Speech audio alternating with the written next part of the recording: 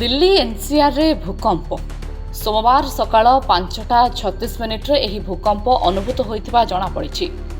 ଭୂକମ୍ପର କେନ୍ଦ୍ରସ୍ଥଳ ଥିଲା ଦିଲ୍ଲୀର ଧୁଲାକୁଆଁ। ଭୂକମ୍ପର ରିକ୍ଟର ସ୍କେଲରେ ତୀବ୍ରତା 4.0 ଥିବା ବେଳେ ଦିଲ୍ଲୀ, ନୋଏଡା, ଗାଜିଆବାଦ ଓ ଗୁରୁଗ୍ରାମ ଅଞ୍ଚଳରେ ଏହି ଭୂକମ୍ପ ଝଟକା ଅନୁଭୂତ ହୋଇଥିବା ଜଣାପଡ଼ିଛି।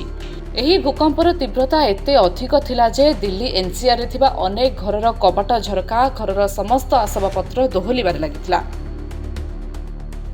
रिपोर्ट अनुसार दिल्ली समेत अन्य राज्य में भूकंप झटका अनुभूत होता। उत्तर प्रदेशर किछि सहर जेपरिक मुरादाबाद, सहारनपुर, मथुरा और आग्रा रे झटका अनुभूत होता सेठाकर बासिंदा कहते। सेहिपरि हरियाणार कुरुक्षेत्र, हिसार और केथल में झटका अनुभूत होता। दिल्ली एनसीआर रे भूकंप झटका पर दिल्ली पुलिस तुरंत पदक्षेप नहीं हेल्पलाइन नंबर जारी करिछि। जरूरीकालीन स्थिति पर लोकों को 112 नंबर जोगाजोग करने को परामर्श दैछन्ति।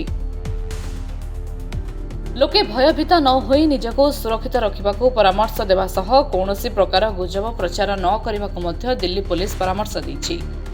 अन्यपटे प्रधानमंत्री नरेंद्र मोदी दिल्ली और आखपाखरे अनुभूत होइथिबा भूकंप पई लोकों को भयभीत न होई सचेतन रहिया पई ट्वीट करि कहछन्ति। एथिसह निजको सुरक्षित रखा को परामर्श दैछन्ति। सचेतन रहिबा सह प्रशासन तत्पर थिबा कहछन्ति। दिल्ली मुख्यमंत्री अरविंद केजरीवाल ट्वीट करी लोकों को सुरक्षा पई चिंता प्रकट करिसन्ति। सब परिस्थिति उपरे नजर रखिबा सह जेकोनोसी प्रकार सहायता पई से प्रस्तुत थिबा कहछन्ति। प्रशासनिक अधिकारी मध्य स्थिति परखिथिबा बेले भूकंप रे होइथिबा क्षयक्षतिर आकलन करि जाउछि।